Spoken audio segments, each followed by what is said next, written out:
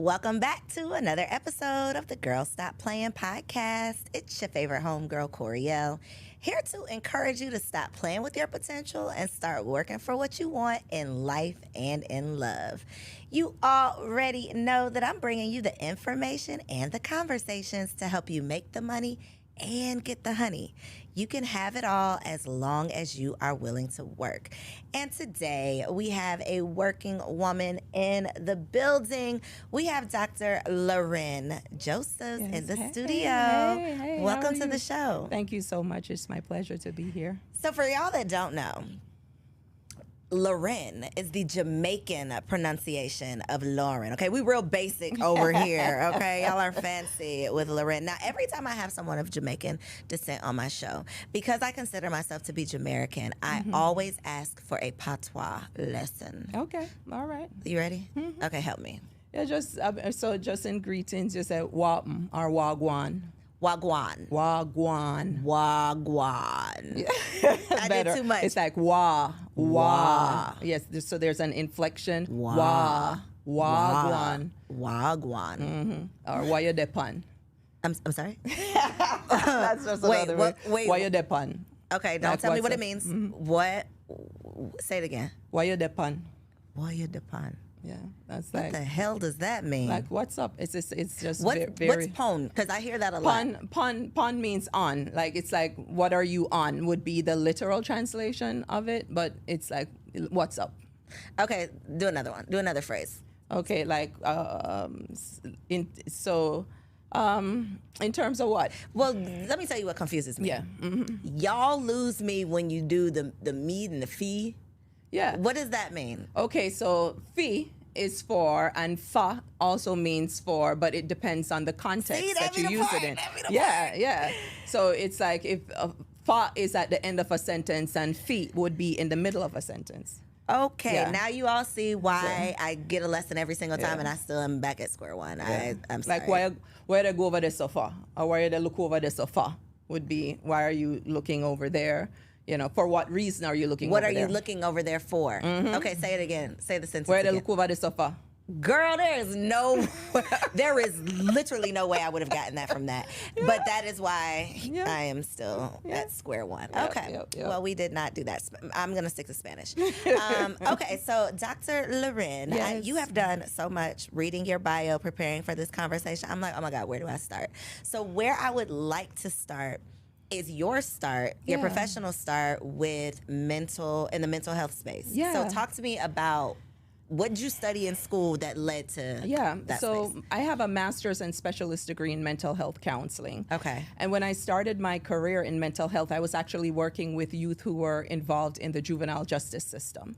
And so I had to go into homes. That was my job. I had to do home visits and provide the counseling services in home.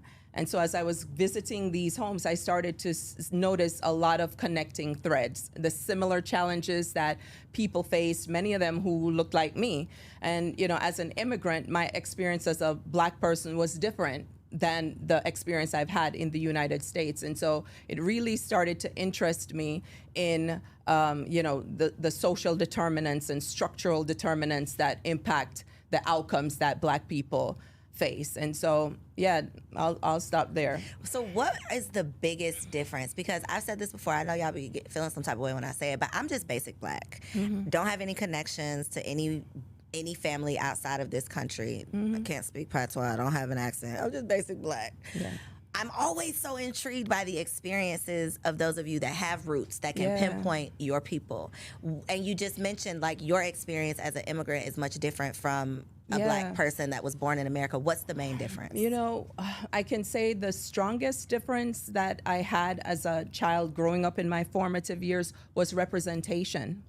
I didn't lack representation. Right. So my teachers were Black, the dentist was Black, the doctor was Black, the guy who was a pickpocket was Black. So when on every level they were Black. So when you're looking, there was always an example that you could reach for at the highest heights, you know? So, and then coming to the United States, the first school that I went to, I was the only Black person in my class. And so that had to be culture shock. Yeah. And I really started to learn what Blackness meant, because then I started to think back, oh, this girl who I went to high school with, she was white, because there wasn't any basis of understanding. It was more cerebral. Okay, we know this, the slave ships, there was enslavement of people in the Caribbean. So it was like in the books, but then now coming to a place where there was systemic oppression that I noticed that, over time. I'm like, wow, Slavery affected us much differently. Yes, yeah, I would say so. What is the perception, or how is slavery viewed in Jamaica versus here? We learned about slavery, and I can talk about my experience and my interpretation, because we're not a homogenous group. Yeah. People will have different experiences. But when I was raised, I knew that there were these were my forefathers, and what I learned about was the strength that we had as a people, and I learned that we were capable of anything. So there was no arbitrary limit that I couldn't cross, and I grew up believing that. I believed that I could be anything I wanted to be. I could be anyone I wanted to be, and I didn't question that. And so in Jamaica, we have this saying, "Wilikabot witalawa," right? And it means that we're small, but we're mighty. And even as I'm saying it, I'm getting goosebumps, because that was just the way. It's almost an indoctrination. A good indoctrination, because you realize the beauty in your people. So not everybody is like that. My family was strongly like that, and my just the core area where I navigated was like that, and I think it really influenced how I still move through the world today. It's so crazy how the literal same exact experience, depending on how you view it, is going to dictate like what you get out of it and how that affects you. So you all take strength from it. Like, if we could get through this terrible, unimaginable thing, I can do anything. Yeah. In America, it's more so, or it can lead to like the victim mentality. Yeah. Like, we are so set back because of this thing that we've been through. Like, we are starting from a deficit. We are starting beneath, other cultures because of what we've been through, versus a sign of strength. Like, because we've been through this, if my ancestors can do that, it ain't nothing that I'm dealing with that I can't do. If you just look at how people evolve, we are here because our forefathers survived the Middle Passage. Don't let me get started, Ms. Koereyelle. I love that, though, because it's like a story of strength and survival versus like this victim story of... So we have the genes of the people who were able to withstand all sorts of atrocities, and that's in us. Yes. It's in us, too, so we can tap into it. I think another thing that I've seen, and I think you're kind of referencing this as well, in Jamaica, it's not like we're black people, it's like we're Jamaicans. Yes. And there's some people who will say, well, Jamaicans think they're not black, and I haven't found that to be true. There's a whole colorism thing that goes on. Well, that's another day's conversation. That is alive and well in some segments of the community, but we are taught to be proud of our heritage. And so when we claim Jamaica, it's not that we're abandoning blackness. It's that Jamaica, it flows through our veins. We no matter where we go, Jamaica is our home, and so we represent loudly. So I follow an Asian lady on Instagram. I know who you're talking about. You know who I'm talking about? She rubs people the wrong way. So again, I'm just American. This same experience, what I'm about to say, when I went to Mexico and I saw Asians, like Mexican Asians, that was my mind was blown. Same thing with this lady, but her whole thing is, I'm not an Asian woman in Jamaica, I'm a Jamaican. Yeah. And to us in America, that's just a foreign concept, because we identify, you're this, you're that, you are American, but you're a Native American, you're an Asian American, you're African American, you're a Mexican American. It's not like we're just all American. Right. And I imagine that has had a positive impact on you. Yeah, now I've seen when I grew up in Jamaica, there was one TV channel, and people might look back at that and think that it was a bad thing. I think that when you're exposed to a broader swath of the universe and you start being exposed to different things, there's good and there's bad from that. And I think one of the things that has filtered into some segments of from my perspective is that there's now this need to attach an ethnicity. That's how you have to identify. Yeah, right. Yeah. And that wasn't, I was raised as a Jamaican, and then we were taught out of many one people. And, so the Asian people were largely moved to Jamaica to become indentured servants back in the day too. And so, so there are many different nationalities of people who are in Jamaica. Certainly the population that are African descendants are the largest group.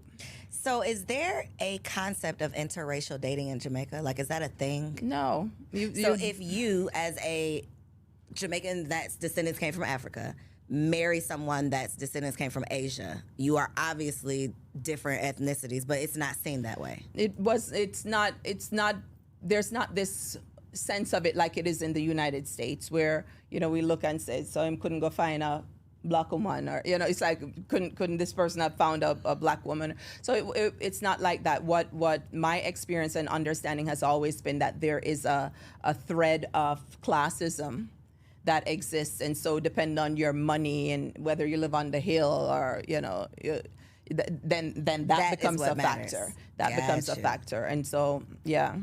So how did that affect? Because when did you move here? How old When were I was you? 13 years old. Ooh, sweet spot in life, right? Yep. Wow. Yep. Okay.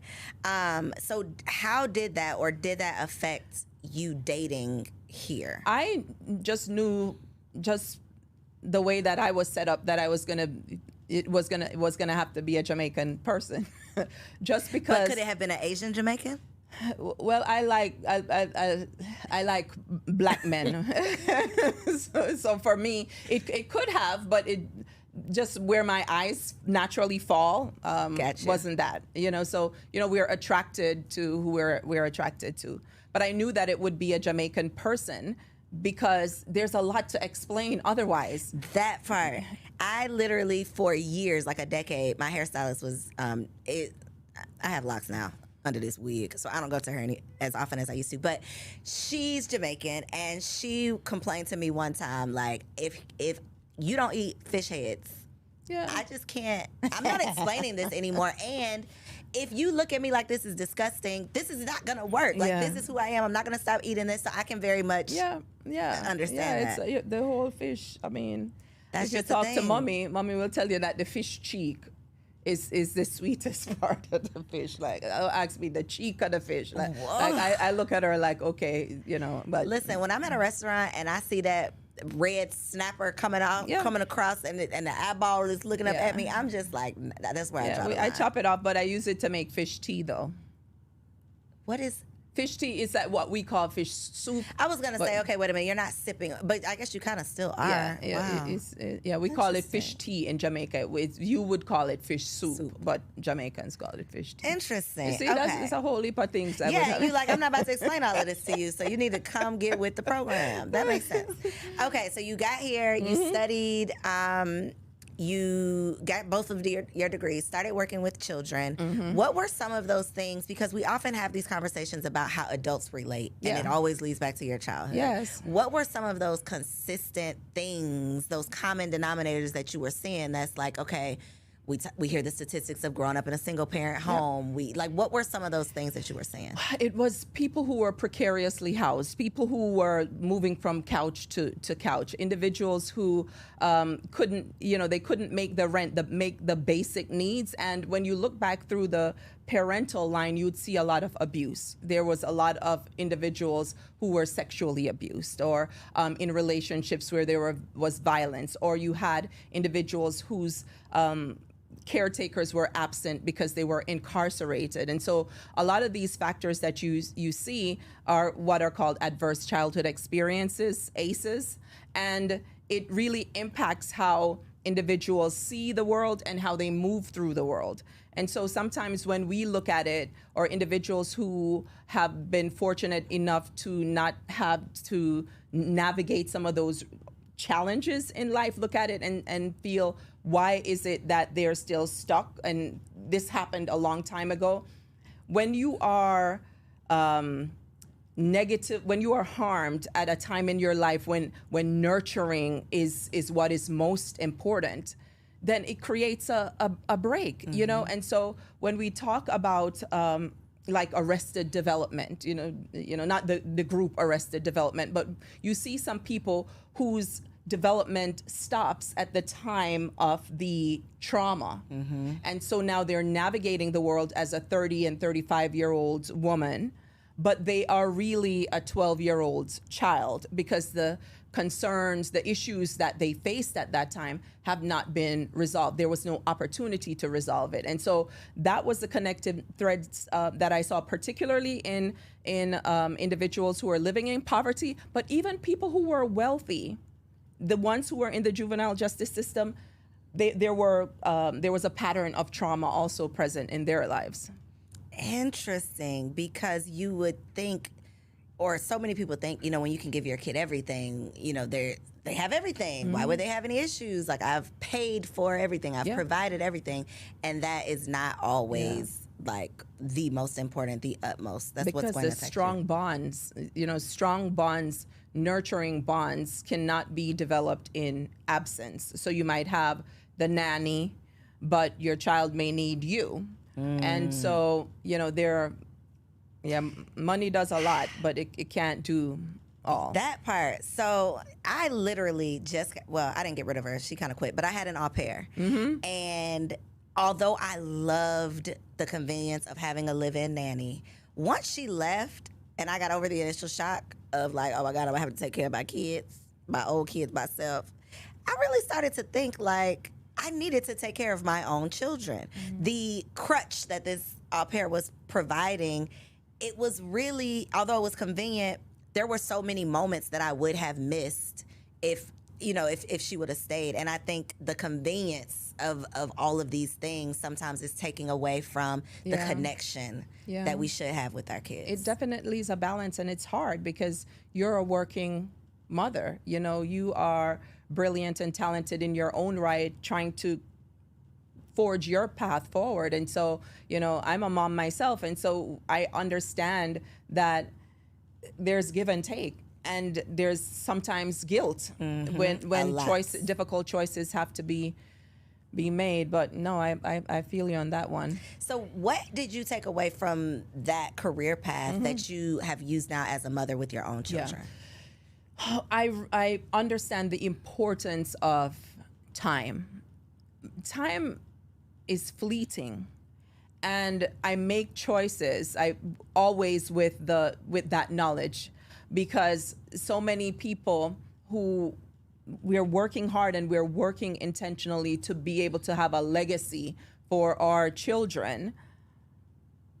The kids right now need us now too. And so I realized that there were a lot of absent parents, not necessarily because they were working, but when parents are incarcerated, or, you know, the grandparent is raising the child. I saw quite a bit of that. There's always this yearning in the children. And particularly where girls were concerned, there's always this seeking for that love and that nurturing. And I have a son, and he has special needs. So that's a whole host of other layers of challenges that I have to deal with. But I just really value that time and that connection. That's such a good point. I remember seeing Layla Ali somewhere, and she was talking about her experience growing up, how to the world her father was just like this great man, but she didn't know that man. Like, she did not get that greatness that these strangers got because he was out being great for the world. Right. And I think so often we're so focused on making a better life for our kids that we're not focused on this life right now that they're living and really being active and intentional. Right. And we're thinking that we could just buy them the world, but no, they won't choose. They don't care about all of that stuff. And you know what I see? I see people throw that word around a lot. Intentional. I mean, we got to be intentional about this. We got to be intentional. You annoyed with it? Yeah. You know, it's no, but I feel that it's just become a word that people say. It's thrown around. It doesn't hold any weight anymore. Right. It sounds good, you know, just like mindfulness. But really, those are strong and important concepts that we should incorporate. And it's not something glib that we, you know, okay, I'm going to be intentional. But how does that demonstrate itself in the way that you connect with those that you love, you know? So you mentioned you have a special needs son. Mm-hmm. I feel like the motherhood conversation is either for new moms, postpartum. We talk about postpartum. We talk about pregnancy, infertility, all of those things. I don't really hear the special needs mom ever entering the chat. Right. It's a lonely place. I can imagine. And I have close friends who I'm just like, mom period is rough. Yeah. Add on that extra layer and it's like, how? Yeah. And I truly mean how. Yeah. So whether you're a single mom, your partner, whatever it is, for a special needs mom out there, any words of wisdom, encouragement, your experience, something that you wish you would have learned sooner, like what, just so that they can be included in the conversation. I think it's important because when our children are developing, and if you feel like something is not quite right, what I've seen and what I've experienced myself and seen in conversations with others is that people talk them out of what their instincts are. So no, it'll be okay. You know, boys develop slower than girls. You know, whatever it is that these things that we say, largely because we want to, you know, pacify, to you know, we don't want to face it, and so we try to smooth it over. I would say to any person out there who has a child who they're questioning if things are the way that they should be, to follow your instinct and seek support. You know, talk first to your pediatrician. Sometimes the pediatricians will miss it too, but the moms don't miss it. The moms recognize that. And once you have a child who has been diagnosed, whatever their special needs are, to find a community. And sometimes those communities are hard. You know, nowadays, thankfully, there are some that are online that provide vital information so you can be informed. But there are so many challenges along the way, and you're right when you say they're missing from the chat. A lot of times they're missing from the chat because they're in a corner trying to figure it out. Can I ask you what were the signs? Yeah. So my son initially, the first thing that we saw was that he was having seizures. And which is really devastating. How young? Devastating to watch. He was less than 2. Oh, man. And so that was one thing. And then we recognized that he had started to talk and then regressed. And then after that, then, you know, he was very picky. And so, but because he was, during the early stages, he was making all of the milestone, everybody wanted to push it aside.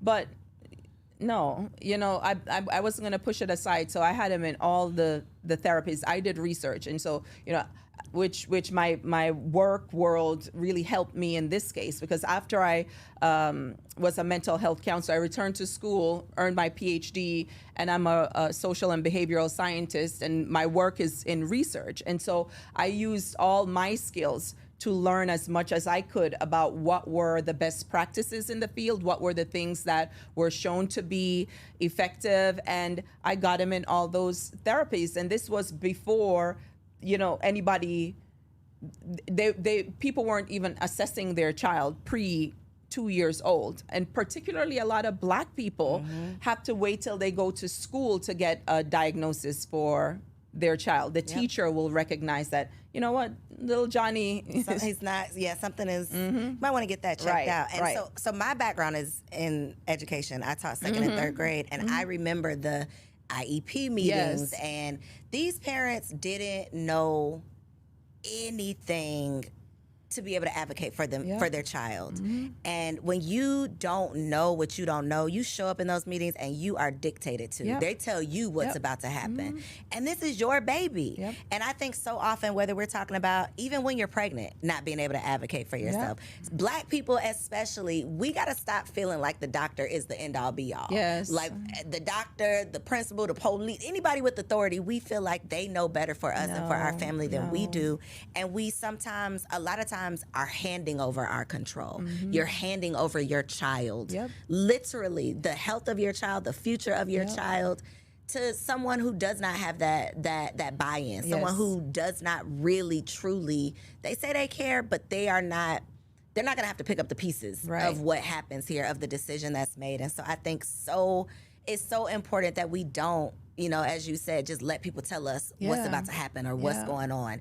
And we as women, like, how many times have you been to the doctor, homegirl, and you like, doctor, something ain't right. Yeah. I don't know what it is, but something is, I'm telling you, something is not right. And that doctor will look you right in your face and say, no, that's normal. Yeah. No, that's not what it, you know? And so That's it's what that they same said. feeling of like, no, I know. You Exactly. cannot tell me that this is normal. And we have to be willing to get a second opinion and go to a different doctor and push the issue because it could be life or death. Absolutely. Absolutely. So you went from, I'm like following your career path here. Okay, so did your son, was that experience what led you to going back to school, or did that come first? No, it came first. And what led me to go back to school was going in those homes and seeing the patterns and wondering what were the connecting threads. Why is it that we have a disproportionate amount of Black youth, because I was working with the kids in the juvenile justice system. Why are so many of them Black? Why are so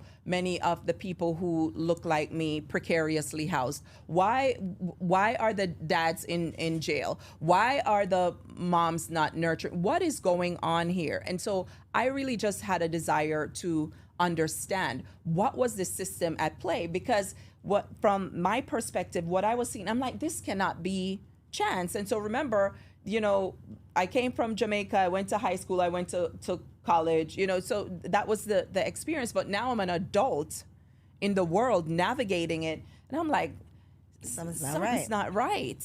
And so when I went back to school, it was because I wanted to find a way to address social outcomes.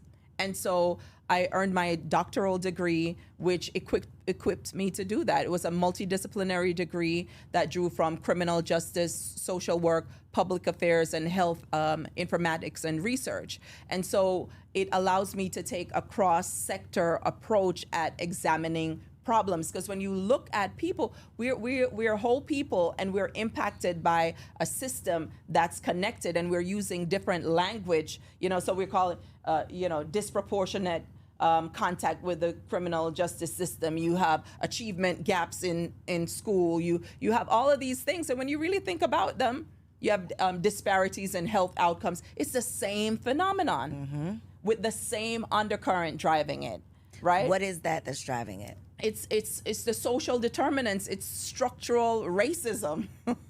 It's the way the system is designed? The way the system is designed. So what do we do? Because let me tell you, I am not the type of person that wants to sit up here and have all these conversations about the problem. Yep. What's the solution? What can not just, I feel like also a part of the challenge with the Black community is we are very much individualized. Like I only care about my child, my family, my house, but we have to be more that village mindset, that community. So as a community, what can we do? You know, I think that it's important for us to recognize where our strengths are and lead movements, micro movements within our sphere of influence.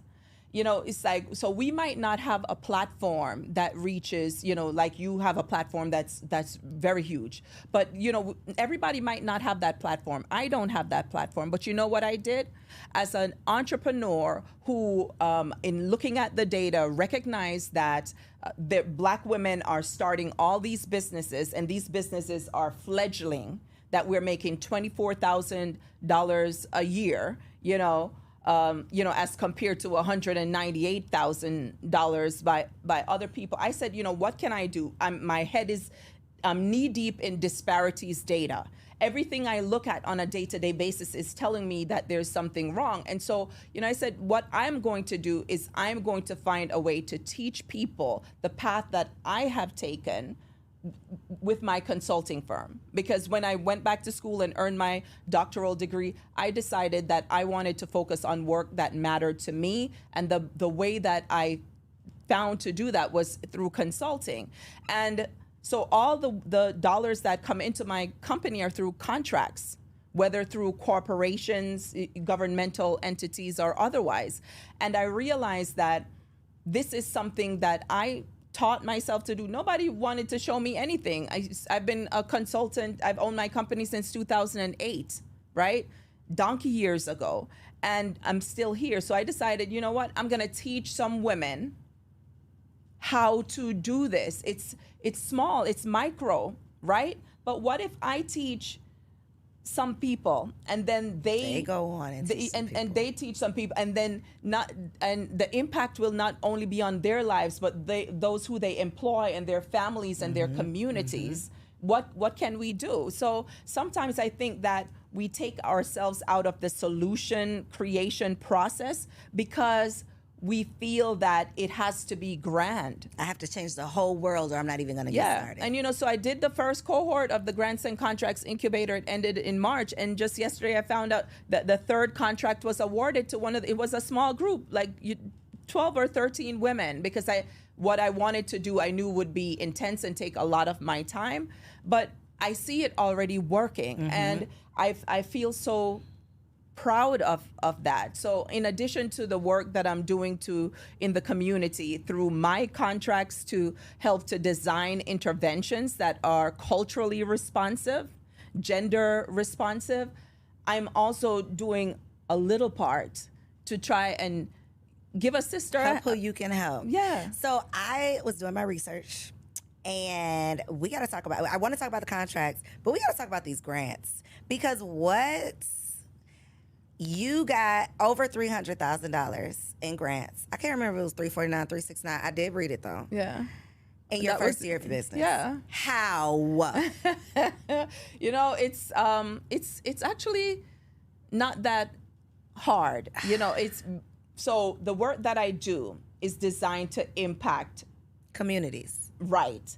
And so if you're doing work that is seeking to improve an outcome, there are dollars for that. There's $500 billion billion in grant funding a year through the federal government. We're not talking about the state government. We're not talking about all the local municipalities. So there's a lot of money out there. And this is not just nonprofit. No, my company is not nonprofit. My company is a for-profit corporation. So you have grants, you have cooperative agreements, and you have contracts. And so there are contracts as well designed to help you to implement whatever it is that you want to do. Program. I saw funding the other day that they were looking to buy 12 rhesus monkeys and some sheep. I'm telling you, there's contracts for toilet paper, there's contracts for consulting, there's contracts for mental health, there's contracts for monkeys. What is and needed? Grants. What are the prerequisites? Is it different from contracts to grants? They are similar, and that's why I teach the process jointly. But the process, the first thing that any individual would need to do would be to register their business with the federal government. Okay. And it's free. That is the sam.gov. SAM.gov. You cannot apply for grants on grants.gov. until you register on sam.gov. Okay. So you can search for the grants, but you have to have your entity registered on sam.gov to be able to apply for funding through grants.gov. And the most tedious part is the searching, because there's so much. It's not the absence of opportunities that make people overwhelmed, is that there's so much. And when you're first starting, it's hard to filter and process, but it's a skill that you build over time. I would encourage everyone who is a small business owner to explore, get grants and contracts from the federal government. It's been probably 5 years I've been playing around with this sam.gov thing. I'm not even gonna lie to you. And putting in applications for certification. Do I need to be certified? I still am not. I would tell people and I've been doing this since 2008. The women who are in the current cohort and the past cohort, I told them that yes, they should go after the certifications that they're qualified for, and that's because as of last year, they increased the target for contracts and funding awarded to businesses that meet a certain criteria. And so you'll be able to designate yourself as such. But what people are not aware of is that you self-certify in sam.gov. So you designate yourself as a member of these. I'm black. I'm a woman. I'm disadvantaged. Exactly. And so the SBA process is a vetting process. So it gives you a certain amount of credibility in your business. I've been doing it so long and have in a past performance where you don't need that. You got some respect on your name. But yeah. So for someone coming in new. Because I think a lot of it, even these questions I'm asking you, I'm sure you can see a lot of this is like the limiting beliefs. It's like, well, I didn't even know that was possible. So because it's not possible, I didn't even attempt it. Yeah. Which I think we miss out on so many opportunities because we don't even try because we talk ourselves out of it. What realistically, I guess, because I'm not going to apply for a grant. Like, why would I apply for a grant? I'm not going to get a grant. Is it easier to get a grant versus a contract? Is it easier a contract versus a grant? I'm telling you, they're cousins or twins. They're friends who love each other. The path and the process is very similar, and so as you're exploring one, it's like anything. They go together. Okay. So I explore opportunities for both. And so there's also cooperative agreements, which is another type of funding, which is similar to a grant, except that there is a lot of involvement by the funder. So they might have evaluators who work with you, or they might connect you to resources that they want you to offer to your community and so on, whereas grants are more independently administered, and then you have to do reports and so on.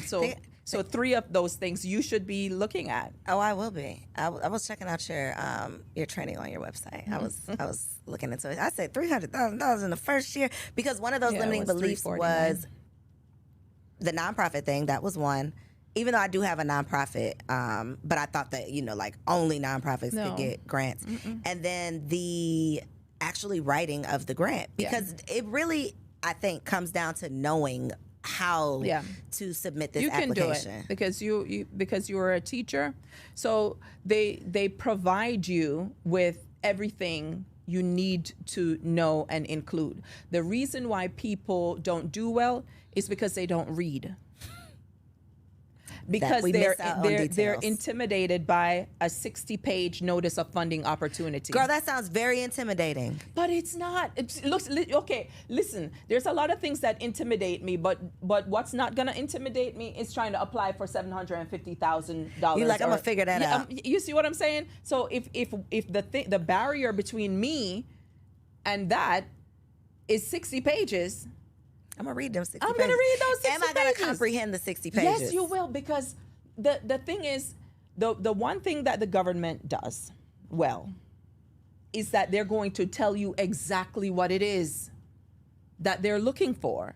And so if we have a basis of understanding, then whatever we develop will be designed to respond to that with specificity. So you can do it. So you're just because following it's like directions. your rubric or whatever you Used in the classroom. yeah.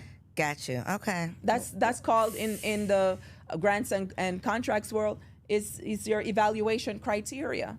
So you look to the evaluation criteria page. I break down to how you use the information that they're telling you they're going to use to score you and create your proposal skeleton. How long is the average proposal? 60 pages? No. Actually, the notices, the solicitation notice or notice of funding opportunity or RFP, whatever, request for proposal, they call it a lot of different things, are usually longer than what you're required to submit. So a lot of times you'll see 20 pages is very common. Sometimes 30 pages minus the attachments. So you'll have to attach various things. You might have letters of support, resume for personnel who you might use and things like that. I got to get out of my own way because all of that sounds like intimidating. It's intimidating because you're not. Because I've never done it before.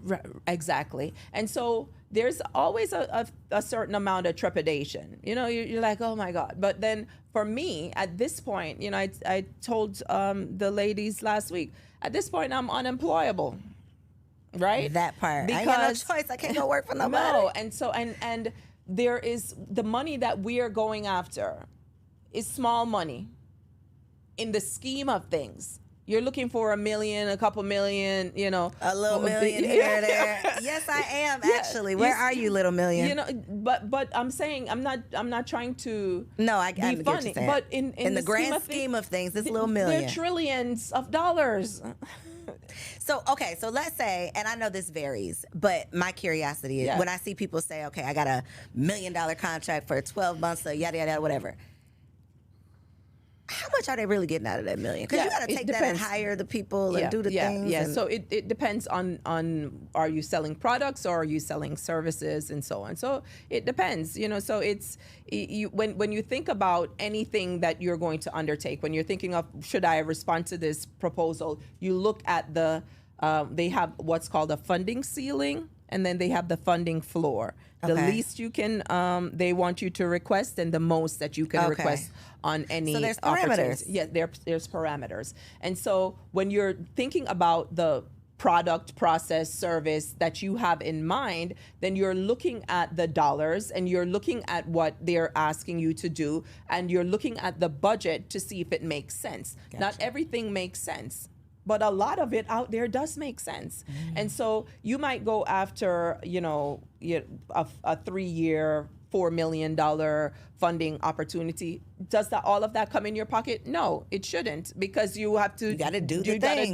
You have to do the thing, and you may not be, as a sole proprietor, able to do the things all by yourself. So you would need like subcontractors, right? Right. Yeah, you can use you can have contracted staff. You can have, if you have staff within your own organization, and so they will have to be compensated. But you are in this business for a profit, so your price is the cost plus your profit. Got you.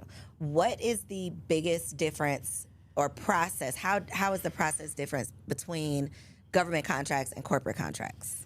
Yeah, what I've found is that on the corporate side is that the contracting process has been a little bit simpler in my experience.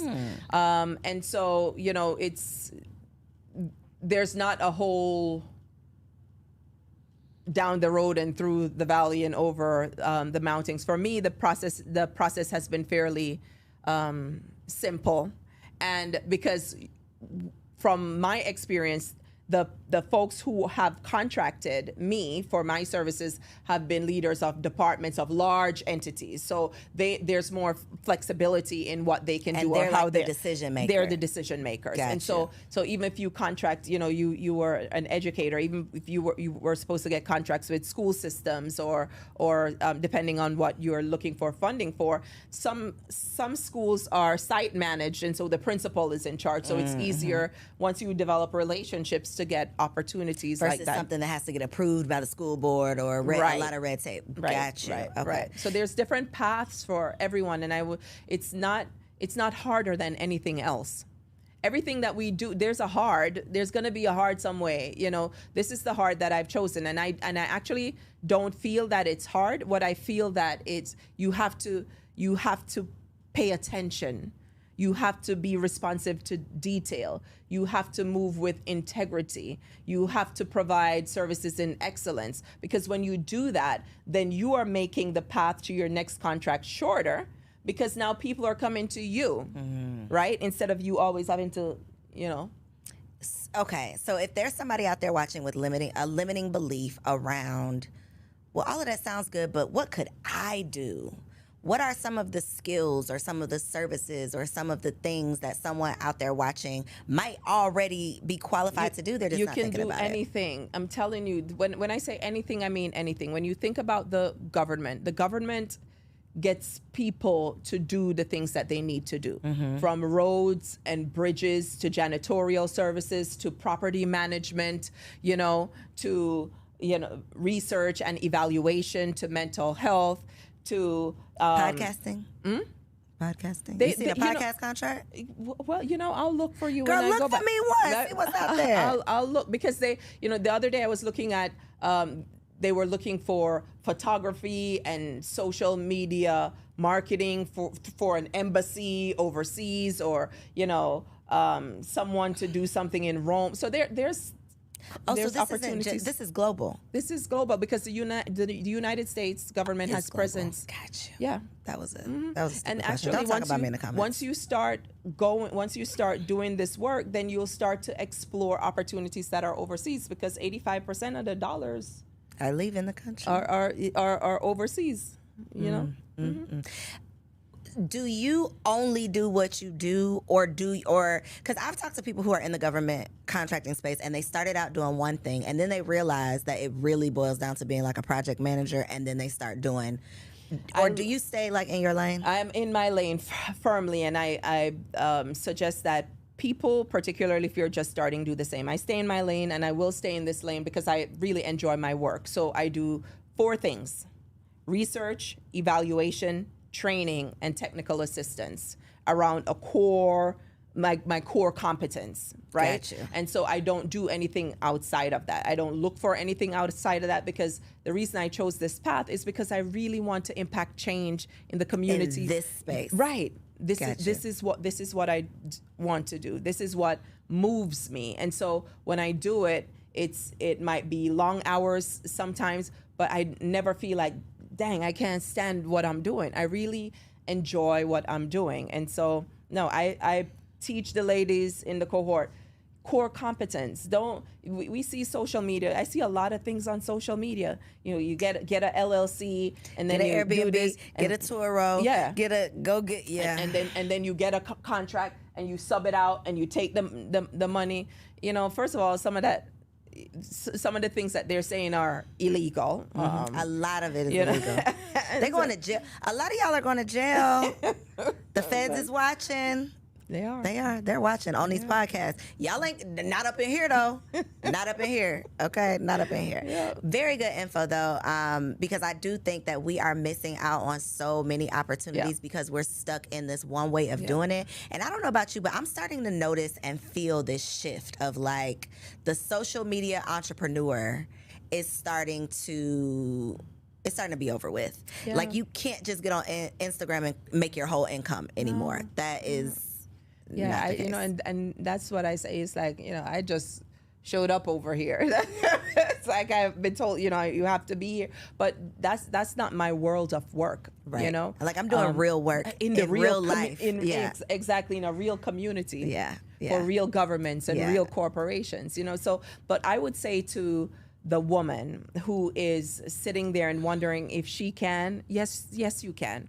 And the thing that is pulling you, that you're moving away from or pushing back, is the thing that is the seat of your power, right? And that is the basis of the funding that you'll get. If you can find work that's in alignment with that thing that makes you tick. I'm getting excited thinking about it because we waste a lot of time doing things that we're not interested in, Yep. that we're not excited about, that we have no desire to do based on what we think we have to do, based on survival mode, based on outside influences. And if you can find that sweet spot of like what really, really like gives you joy, what brings you passion, and it gets you paid, Yes. that's what we're looking It's for. a beautiful thing. It's a So beautiful you're gonna walk thing. them into the promised land. When is your next cohort? You know, I don't, not till next year. Now you done just did all this teasing. No, it's, you know, it's like people, but you remember how you just asked me, or do I'm not just teaching about this. I'm You're living actually this.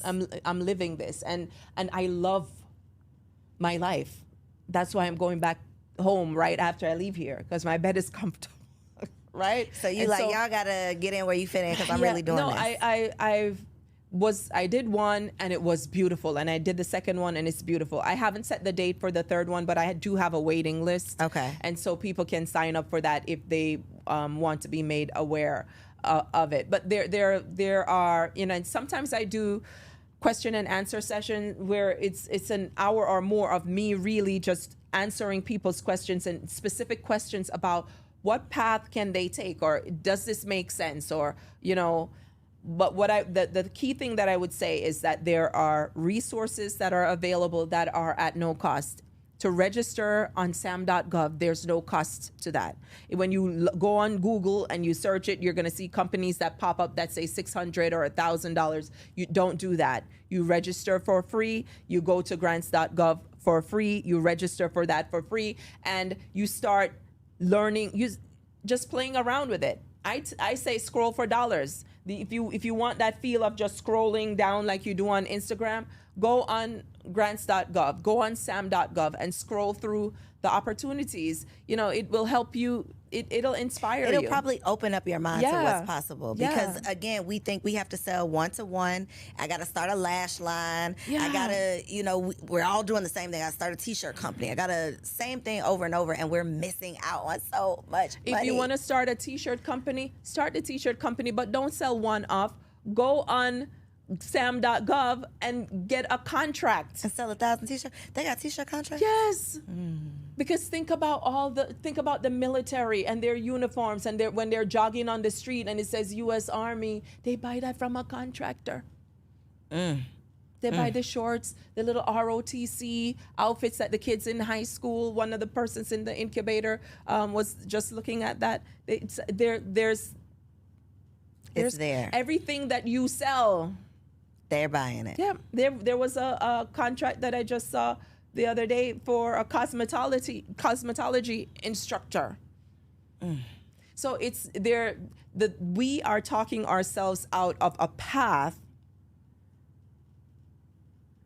The path to freedom is what it really sounds like. And let's full circle moment. If we go back around to slavery, it's time to get your money back. Okay? All of that money that money back, okay? That the country that you built on your back, it's time for them to pay you back. Yeah. And we could drop the mic on that. So I don't even know. You can send the people to your website, but it ain't nothing there for them. But the wait list, Unless you got a contract. unless you got a contract. Yeah, I don't sell to. Okay. Yeah, Okay. yeah. Well, where can they find the wait list? Oh, Where can they find you online? Yeah, they can go to Dr. Loren, DrLauren JOSEPHS, Dr. Loren Josephs on Instagram. And the don't other even go stuff. to the website because Yeah, she ain't or got I'm on nothing. LinkedIn too, because that's where. That's where she hangs out with the big coins, with the contracts with the coins, baby. So if you got a contract for Dr. Loren, Yeah. holla at your girl. If you got a contract for me, holla at me, okay? Speaking that thing into existence, I have enjoyed you. I So much good information. I love Let it. me in the next cohort. Yep, come on. Okay, I'm gonna Even get on in the wait between, list. I'll tell you. I can't wink, but look, even in between, your girl get it where she fit it. And Yeah. listen, y'all already know when I find out new information, I'm bringing it to you. Yeah. So don't be hating, because I'm gonna get in where I fit in. Okay, I'm gonna come right back here and tell y'all everything I learned, because truly, all jokes aside, we got to stop playing. Girl, stop playing. Okay, we got to stop playing with our potential. We got to stop playing with our future. We have to stop talking about this generational wealth that's just going to fall out of the sky, and we have to start being intentional and strategic about how we are creating it. So, thank y'all for tuning in to this episode. Comment below and let me know something that you've learned, because I know you've learned a lot, okay? You might need to hit the replay, go back, rewind it, like drag this thing back so that you can get your notebook out and take some notes on the opportunities that you are about to go apply for right now, today. SAM.gov, grants.gov, follow Dr. Loren on Instagram, and make sure you subscribe to the channel so you don't miss out on next week's show. I'll see you right back here. Love you. Peace. If you enjoyed that episode, make sure you subscribe to the channel so you don't miss out on any upcoming content, and take it a step further and go ahead and join our private community over on Patreon, because it comes with some pretty bomb perks, including early and discounted access to our upcoming events, behind the scene exclusives with some of your favorite guests, the opportunity to call in on an upcoming show, the chance to vote on topics and guests for brand new shows, and I'm even giving you unlimited access to my vault of business classes where I'm teaching you everything from Airbnb to developing digital products and everything in between. And you can get access to our Patreon for as little as $5 a month, okay? Get in where you fit in, and I'll see you on the inside.